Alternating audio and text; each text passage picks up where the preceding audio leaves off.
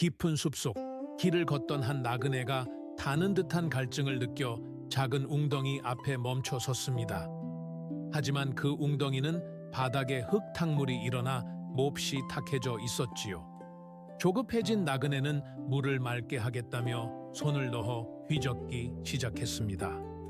불순물을 밖으로 걷어내려 애쓰고 물결을 일으켜 찌꺼기를 가라앉히려 했지만 그럴수록 웅덩이는 더욱 어둡고 혼탁한 빛으로 변해갔습니다.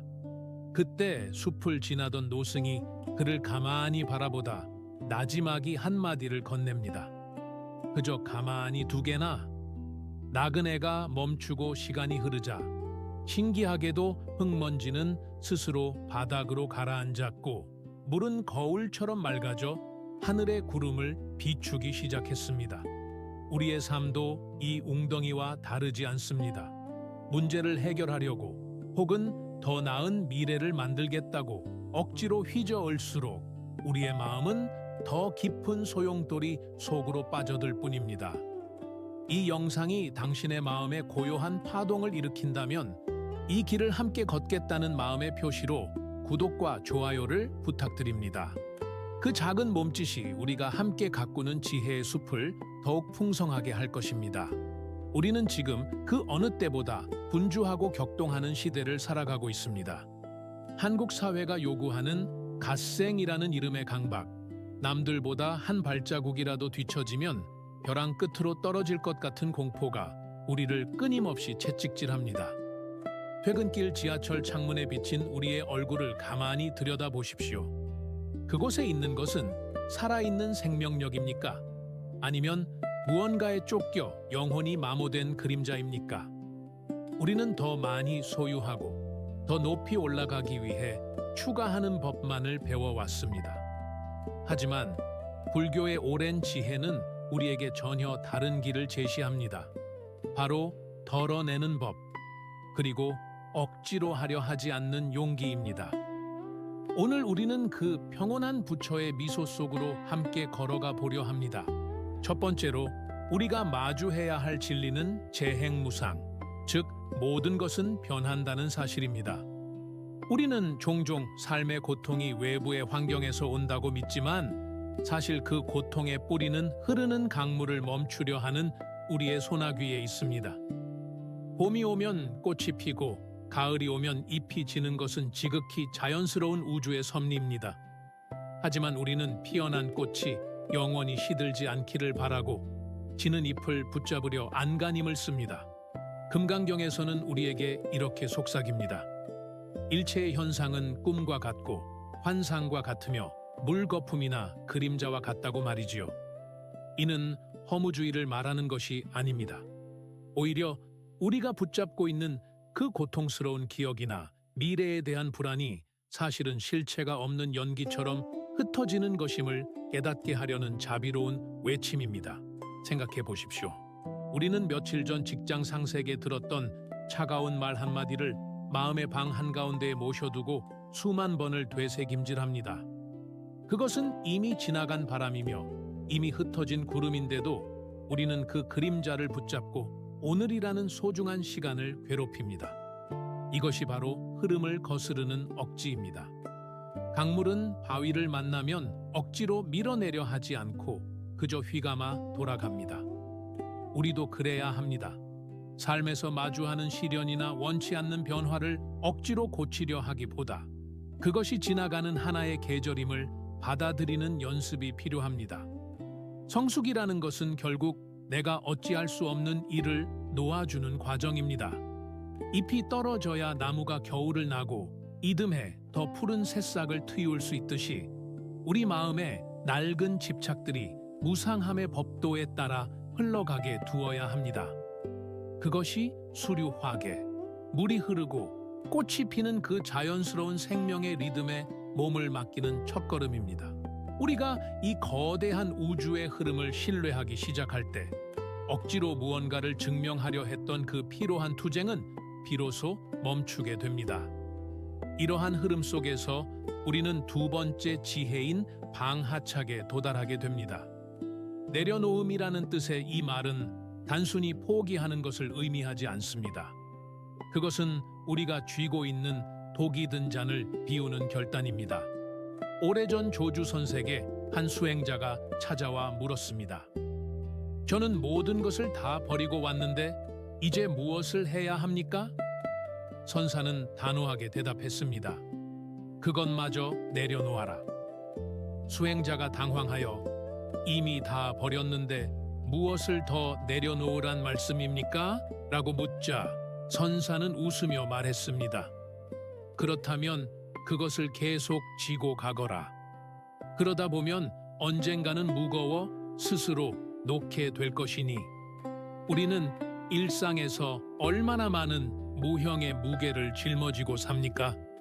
아침에 눈을 뜨자마자 확인하는 스마트폰의 알림들, 타인의 기대에 부응해야 한다는 압박감, 그리고 이래야만 한다는 스스로 만든 수많은 규칙들. 이것들은 보이지 않는 쇠사슬이 되어 우리의 어깨를 짓누릅니다. 직장에서 집으로 돌아오는 길을 떠올려 보십시오. 현관문을 열 때 당신은 직장에서의 고민과 스트레스를 함께 들고 들어오지는 않나요? 가족과 저녁을 먹으면서도 마음은 여전히 사무실 책상 위를 서성이고 있지는 않습니까? 방아착은 바로 그 순간 필요한 기술입니다. 문손잡이를 잡을 때 오늘 하루의 소음과 먼지를 문 밖의 어둠 속에 부려놓는 것입니다. 우리가 무언가를 억지로 쥐고 있을 때 우리의 손은 다른 소중한 것을 잡을 기회를 잃어버립니다. 텅 빈 손이라야 따뜻한 찻잔을 들 수 있고 사랑하는 이의 손등을 어루만질 수 있습니다. 마음도 마찬가지입니다. 집착이라는 이름의 소용돌이를 잠재우고 내면을 비워낼 때 그 비어있는 공간으로 비로소 편권이라는 이름의 빛이 새우며듭니다. 고통은 우리가 무언가를 소유하지 못해서 생기는 것이 아니라 소유할 수 없는 것을 소유하려 할 때 발생합니다. 마치 흐르는 연기를 병 안에 가두려는 것처럼 말이지요. 이제 그만 손에 힘을 빼십시오. 당신이 놓아버린다고 해서 세상이 무너지지 않습니다. 오히려 당신이 놓아버리는 그 순간 온 우주가 당신을 지탱하고 있었다는 사실을 비로소 발견하게 될 것입니다. 이것이 바로 소유의 노예가 아닌 존재의 주인으로 살아가는 침묵의 비옥함입니다. 이제 우리는 또 다른 깊은 지혜의 강물로 들어섭니다. 그것은 바로 중도, 즉 어느 한쪽으로도 치우치지 않는 팽팽한 균형의 길입니다. 우리의 현대 정체성은 언제나 극단적인 긴장 상태에 놓여 있습니다. 조금이라도 나태해지면 세상에서 낙오될 것 같은 공포에 질려 자신을 채찍질하거나 아니면 그 압박감을 견디지 못해 완전히 자포자기하는 허무의 늪으로 빠져들곤 합니다. 하지만 생명의 순리는 그 거친 양극단 사이에 숨어 있습니다. 부처님께서는 수행의 길을 걷던 제자들에게 검은고 줄의 비유를 들어 이 오묘한 진리를 설하셨습니다. 검은고의 줄이 너무 팽팽하면 연주하기도 전에 끊어지고 말며 반대로 너무 느슨하면 어떤 아름다운 선율도 만들어낼 수 없다는 가르침입니다. 이 가르침은 수천 년 전에 고루한 이야기가 아닙니다. 오늘날 우리가 겪는 번아웃과 무기력증의 전곡을 찌르는 통찰입니다. 우리는 완벽이라는 환상을 좇으며 스스로의 영혼을 너무 팽팽하게 조이고 있지는 않습니까? 보고서에 오타 하나에 밤잠을 설치고 아이에게 최고의 부모가 되지 못했다는 죄책감에 스스로를 벌하며 어제보다 더 나은 성과를 내지 못한 자신을 쓸모없는 존재로 치부하는 그 마음이 바로 끊어지기 직전의 검은고 줄입니다. 반대로 모든 의욕을 잃고 방 안에 고립되어 세상과의 끈을 놓아버린 상태는 소리를 내지 못하는 느슨한 줄과 같습니다. 중도란 이 둘 사이의 비겁한 타협이 아닙니다. 그것은 가장 역동적인 생명력이 흐르는 지점이며 폭풍우 치는 바다 한가운데서 중심을 잡는 조타수에 깨어있는 의식과도 같습니다. 우리의 일상을 돌아봅시다. 건강을 위해 운동을 시작할 때도 우리는 종종 중도를 잊습니다. 첫날부터 몸이 비명을 지를 만큼 혹사하다가 사흘도 못 가 포기해버리는 열정은 중도가 아닙니다. 진정한 중도는 매일 조금씩 자신의 몸이 내는 소리에 귀를 기울이며 꾸준히 걷는 그 지루해 보이는 지속성에 있습니다. 일을 할 때도 마찬가지입니다. 모든 열정을 한순간에 불태워 제로 만드는 것이 아니라 오늘 내가 할 수 있는 최선의 한 걸음을 내딛고 나머지는 내일의 태양에게 맡기는 여유가 필요합니다. 성숙한 인간이란 자신의 한계를 인정할 줄 아는 사람이며 그 한계 안에서 가장 아름다운 꽃을 피워내는 사람입니다. 중도는 마치 씨앗이 싹 트는 과정과 같습니다. 흙이 너무 단단하면 싹이 뚫고 나오지 못하고 너무 무르면 뿌리를 내리지 못합니다. 적당한 온기와 습도 그리고 적절한 시간의 기다림이 만날 때 비로소 생명은 발현됩니다. 우리 마음의 밭도 이와 같습니다. 자신을 너무 혹독하게 대하지 마십시오. 오늘 하루 당신이 마주한 시련들, 그 속에서 비틀거렸던 순간들조차 당신이라는 위대한 작품이 완성되어가는 과정임을 믿어야 합니다. 팽팽한 긴장을 내려놓고 당신만의 리듬을 찾으십시오. 그 리듬이 우주의 거대한 박동과 공명하기 시작할 때 억지로 애쓰지 않아도 삶의 선율은 자연스럽게 흘러나오게 될 것입니다. 그것이 바로 생명력을 잉태하는 고요한 중심, 중도의 신비입니다. 중도의 균형을 잡는 법을 배웠다면 이제는 우리가 그토록 집착하는 나라는 존재의 실체에 대해 깊이 들여다볼 차례입니다. 우리는 흔히 나는 이런 사람이다, 이것은 내 것이다 라는 생각에 갇혀 살아갑니다.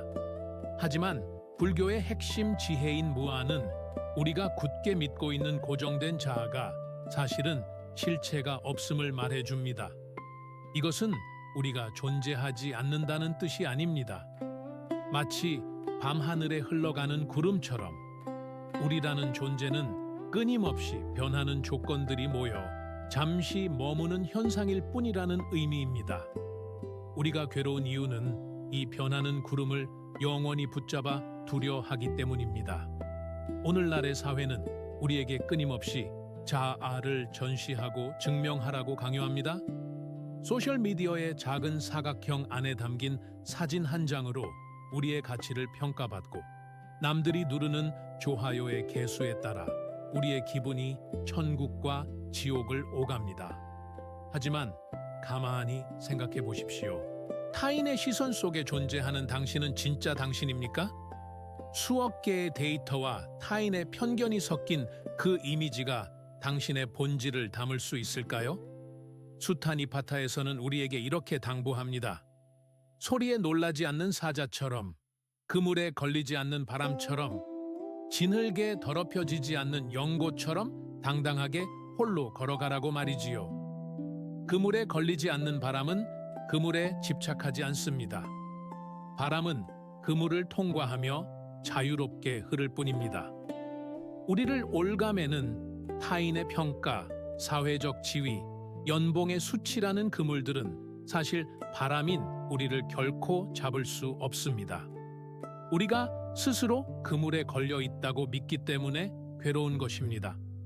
당신이라는 존재는 고정된 암석이 아니라 흐르는 강물입니다. 어제의 당신과 오늘의 당신은 이미 다른 물길을 지나고 있습니다. 실패했다는 낙인이 당신을 영원히 규정할 수 없는 이유도 바로 여기에 있습니다. 실패는 그저 지나가는 하나의 물결일 뿐이며 그 물결은 이미 바다로 흘러가 사라졌습니다.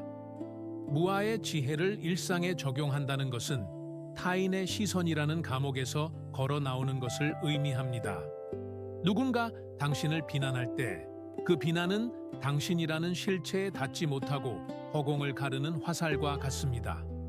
당신이 그 화살을 억지로 손으로 잡아 자신의 가슴에 꽂지만 않는다면 말입니다. 반대로 누군가의 찬사에도 우쭐해질 필요가 없습니다. 그 또한 잠시 머물다가는 바람일 뿐이니까요.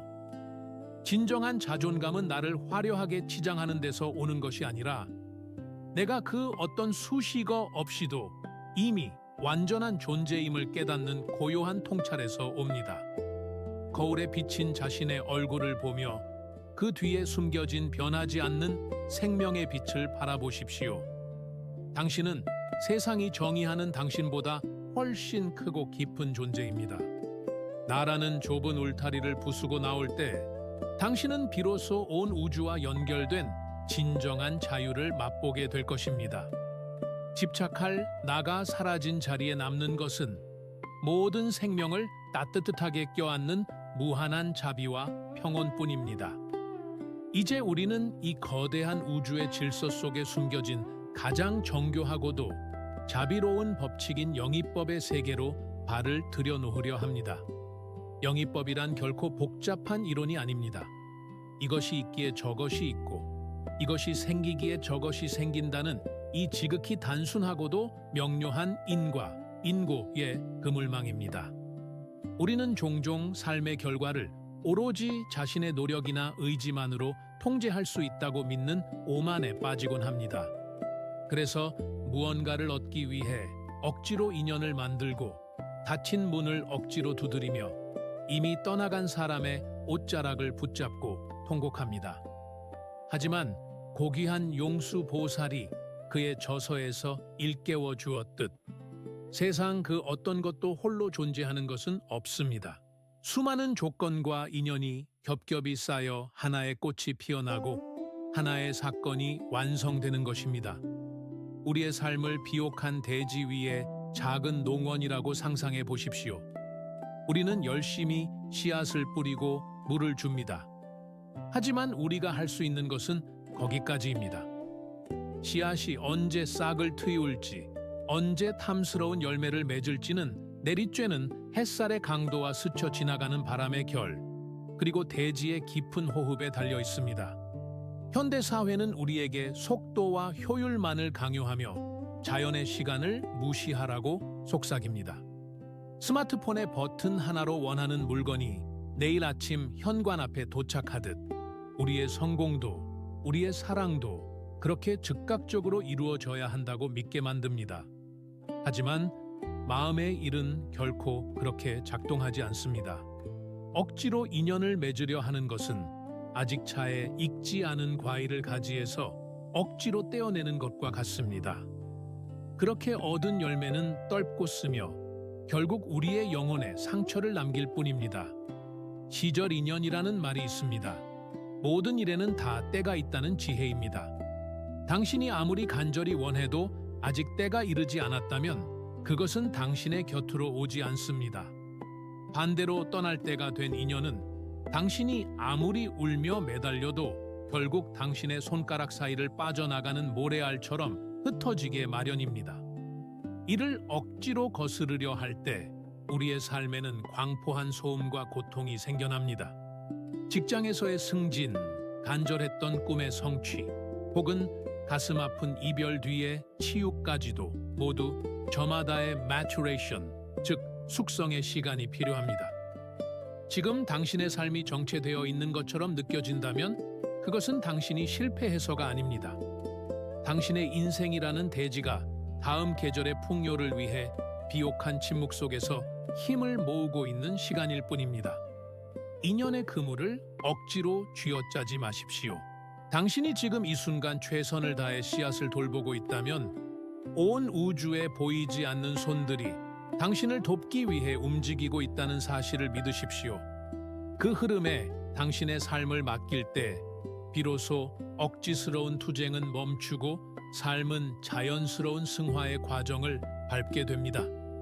인연의 도리를 깨달은 우리는 이제 가장 강력하고도 실천적인 수행인 일상선으로 나아가게 됩니다.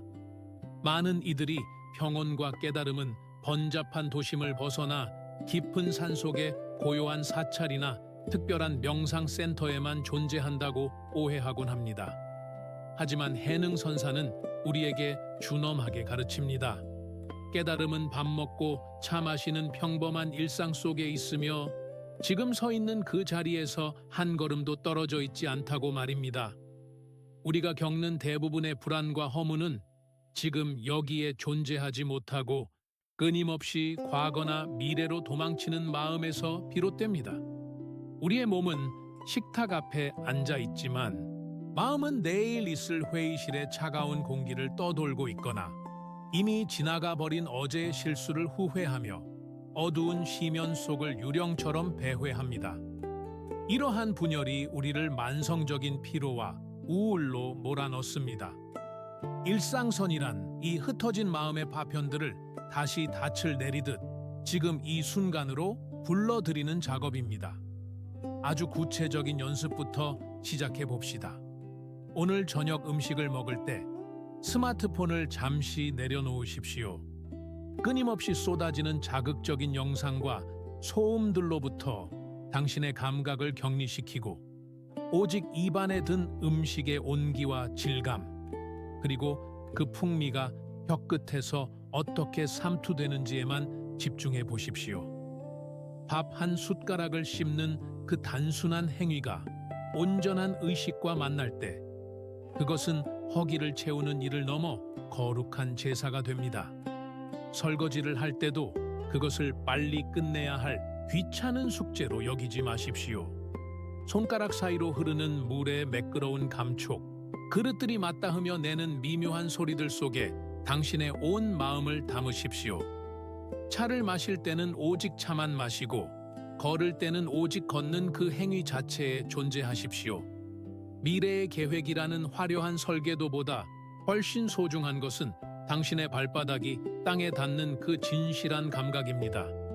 현대의 디지털 노이즈가 우리의 영혼을 조각내려 할 때 우리는 이 비옥한 침묵의 순간들을 통해 다시 온전해질 수 있습니다. 억지로 대단한 무언가가 되려 애쓰지 마십시오. 당신의 일상을 구성하는 사소한 동작들 하나하나에 정성을 다하는 것, 그것이 가장 높은 수준의 수행이며 진정한 트랜스피규레이션, 즉 삶의 변형을 이끄는 열쇠입니다. 당신이 지금 이 순간의 주인이 될 때 외부의 거친 폭풍우 속에서도 흔들리지 않는 내면의 중심을 발견하게 될 것입니다. 평화는 쟁취하는 것이 아니라 당신의 무질서한 마음이 가라앉은 자리에서 스스로 피어나는 향기로운 꽃과 같습니다. 이제 당신의 호흡을 가만히 느껴보십시오. 들이마시고 내뱉는 이 지극히 평범한 기적이 바로 당신이 찾던 구원이자 안식처입니다. 이제 눈을 감고 고요한 상상의 공간으로 저와 함께 들어가 보십시오.